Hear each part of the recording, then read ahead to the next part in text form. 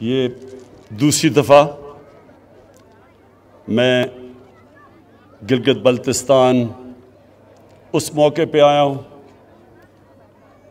جو ایک خوشی کا موقع ہے کہ جدھر 73 سال پہلے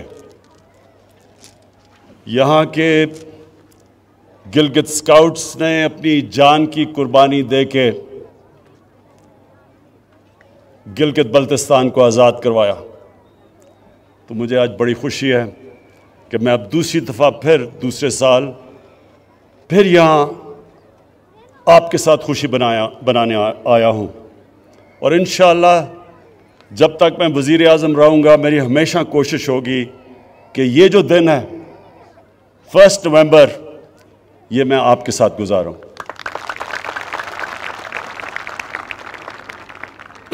میں گلگت 15 سال کی عمر پہ پہلی دفعہ آیا، تب یہ کاراکورم ہائی وے بن رہا تھا۔ میں اپنے اسکول کی ٹریکنگ ٹیم کے ساتھ آیا، اور وہ جو 15 سال سے مجھے ٹریکنگ کا شوق ہوا وہ آج تک ہے، اور وہ اس لیے کہ اس سارے علاقے میں جو ٹریکنگ ہے وہ دنیا میں کہیں نہیں۔ یہ وہ اللہ نے اس علاقے میں وہ خوبصورتی دی ہے، اور اس طرح کے جو پہاڑ ہیں اور ان پہاڑوں کے اندر جو علاقے ہیں وہ کہیں دنیا میں نہیں ہیں۔ تو میں صرف ایک میرا پرائم منسٹر بننے کا ایک نقصان یہ ہوا کہ میں اب ٹریکنگ نہیں کر سکتا، لیکن جب بھی موقع ملا تو انشاءاللہ یہاں پھر سے آؤں گا ٹریکنگ کرنے کے لیے۔ خواتین و حضرات، آج ایک تو خراج تحسین پیش کرنا تھا گلگت اسکاؤٹس کو اور ان شہداء کو جنہوں نے قربانیاں دے کے اس علاقے کو آزاد کروایا۔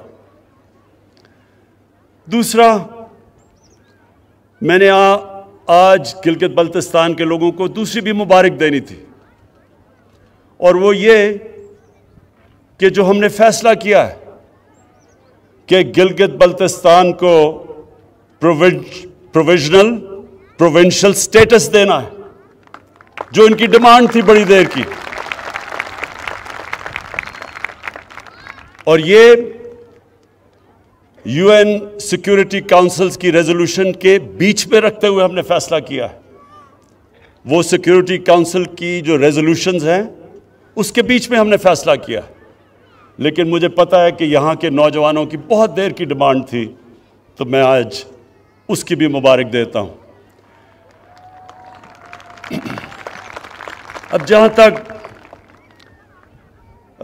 پیکج کی بات کی اور ڈیولپمنٹ کی، وہ میں آج بات اس لیے نہیں کر سکتا کیونکہ الیکشنز کے دن ہے، لیکن میں صرف یہ کہتا ہوں کہ ہماری گورنمنٹ کی پالیسی، خاص طور پہ ہماری گورنمنٹ کی پالیسی یہ ہے کہ اپنے کمزور طبقے کو اٹھایا جائے، جو ہمارے غریب ہیں، جو پیچھے رہ گئے ہیں، جو 25% پاکستانی غربت کی لکیر سے نیچے ہیں۔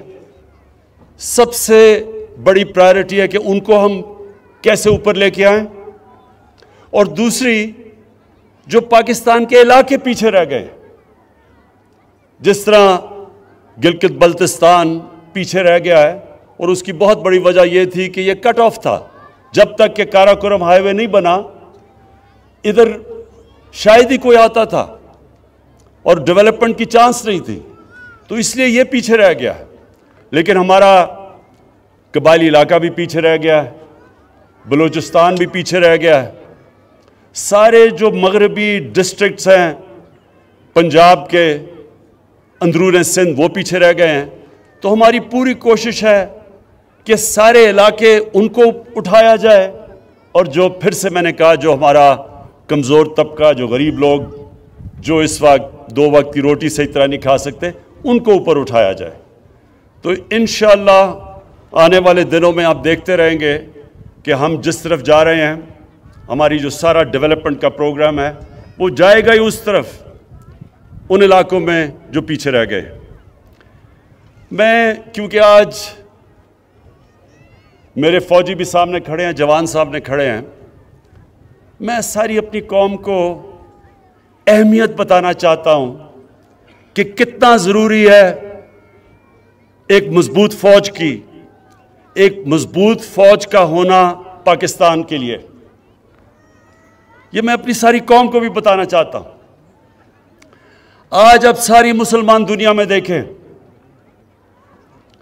شروع کریں لیبیا سے، پھر صومالیہ پہ جائیں، پھر سیریا جائیں، پھر یمن جائیں، پھر افغانستان کو دیکھیں، پھر عراق کو دیکھیں، تباہی مچی ہوئی ہے، یا جنگیں ہو چکی ہیں یا ہو رہی ہیں، لیکن عوام مشکل میں ہے، مشکلوں کا سامنا کر رہے ہیں لوگ۔ اور اس کے بعد یہ دیکھیں کہ ہمارے ملک کا جو اس وقت ہمسایہ ہے، ہندوستان میں آج وہ حکومت آئی ہے جو پچھلے 73 سال میں سب سے زیادہ انتہا پسند، مسلمانوں سے اور پاکستان سے نفرت کرنے والی، جو وہ ہندوستان میں مسلمانوں سے کر رہے ہیں، جو دو انہوں نے قانون بنائے، سٹیزن شپ لا اور ایک اور رجسٹریشن لا، یہ ہیں ہی مسلمانوں کی طرف کہ ان کو ایک برابر کا شہری ہندوستان میں نہ سمجھا جائے۔ اور جو انہوں نے کشمیر میں کیا 5 اگست 2019 کو، کسی ہندوستان کی حکومت نے وہ نہیں کیا کشمیر کے لوگوں سے جو اس انتہا پسند، ریسسٹ، ٹوٹیلیٹیرین،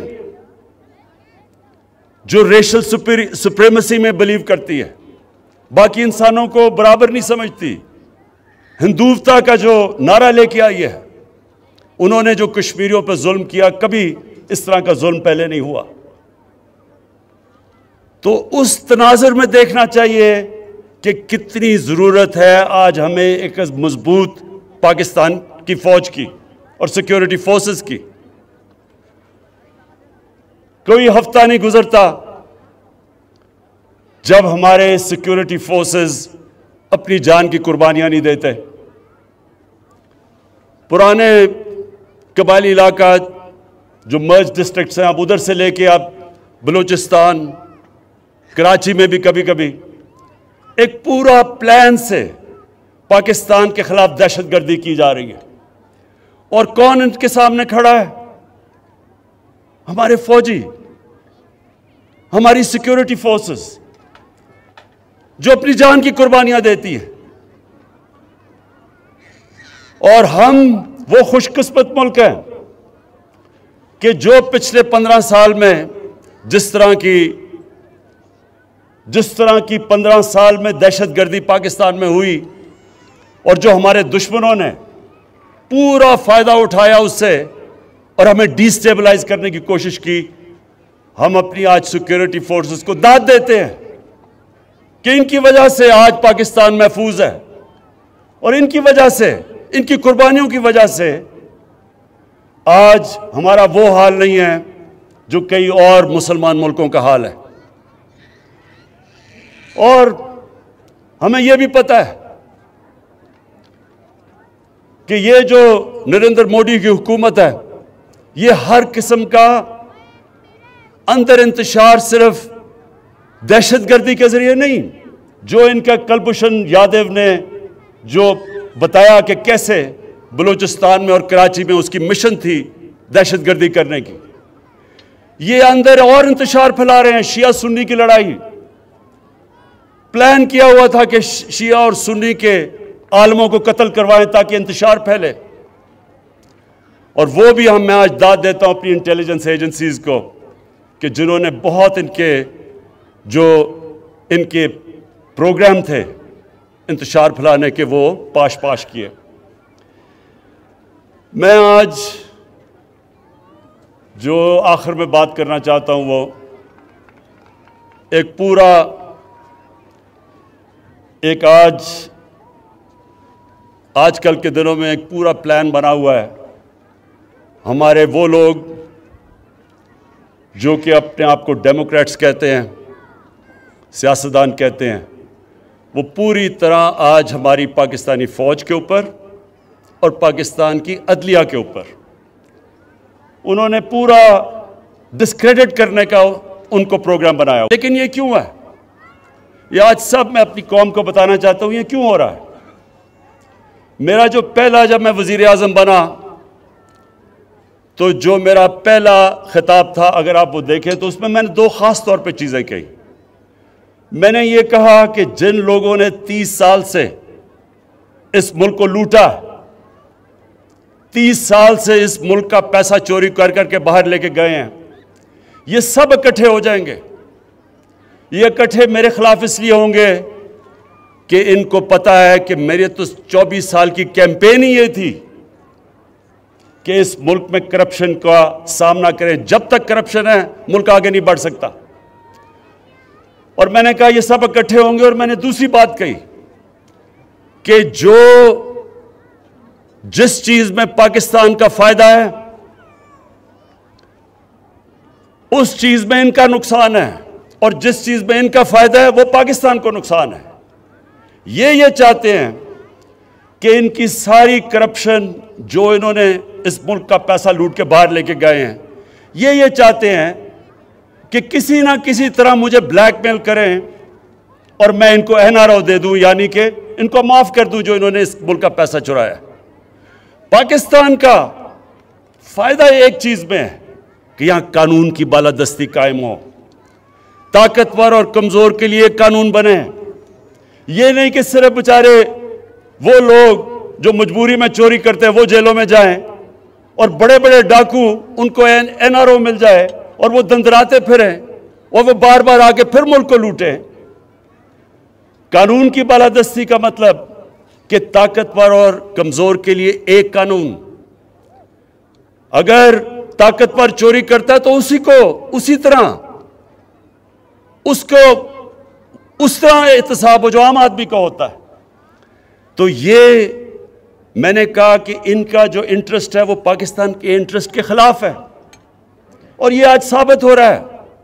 سب اکٹھے بھی ہو گئے ہیں اور پوری طرح بلیک میل. پہلے انہوں نے مجھے بلیک میل کرنے کی کوشش کی معاشیت پہ, الیکشن جی غلط ہو گیا, ہم نے کہا کھول دو الیکشن, ادھر سے بھی بھاگ گئے.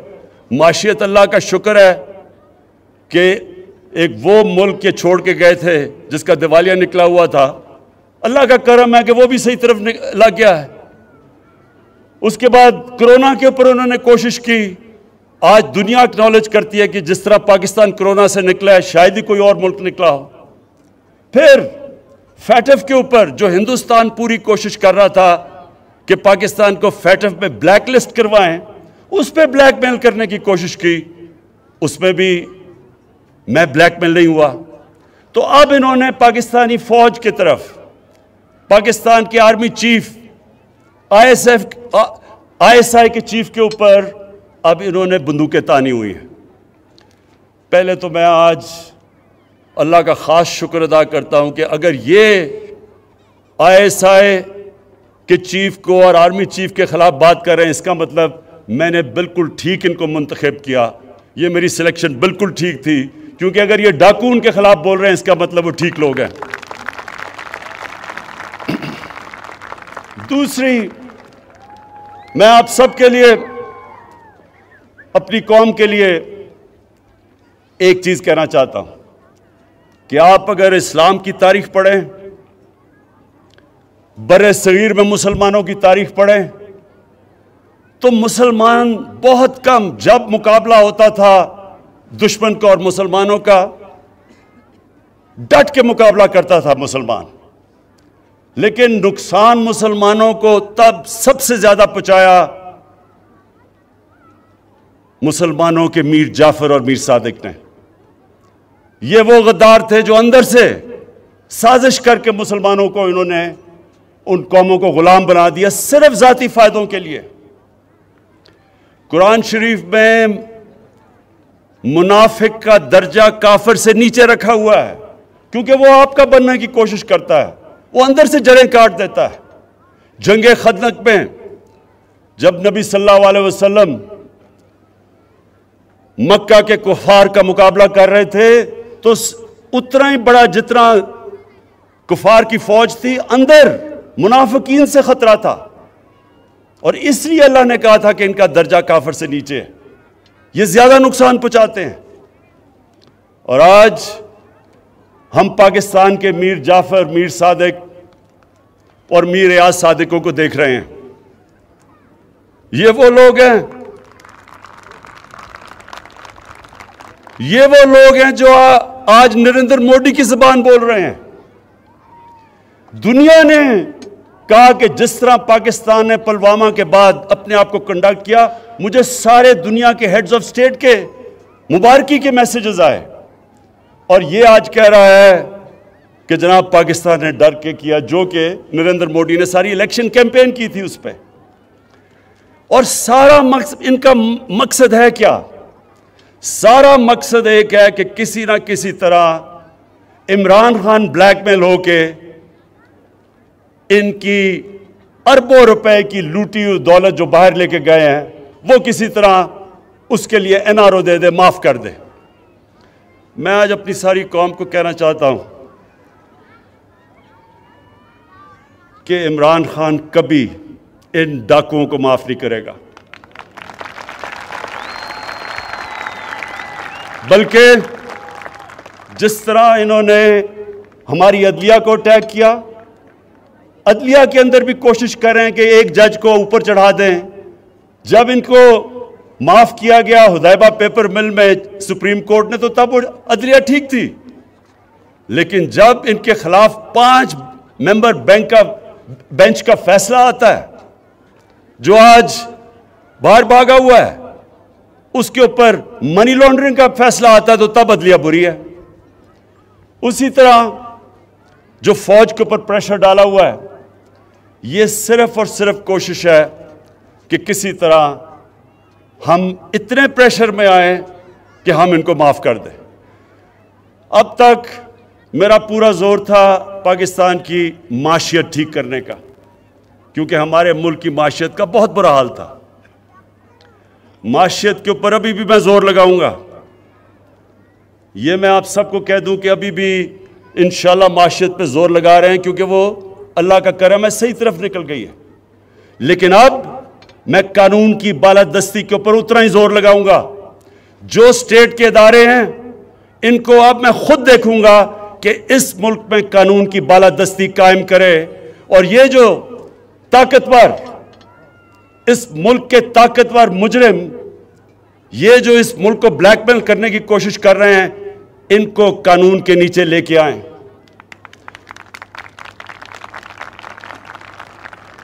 اور انشاءاللہ آنے والے دنوں میں آپ دیکھیں گے کہ کس کی ٹانگیں کامتی ہیں اور کس کے ماتھے پہ پسینہ آتا ہے۔ یہ ساری قوم دیکھے گی۔ شکریہ۔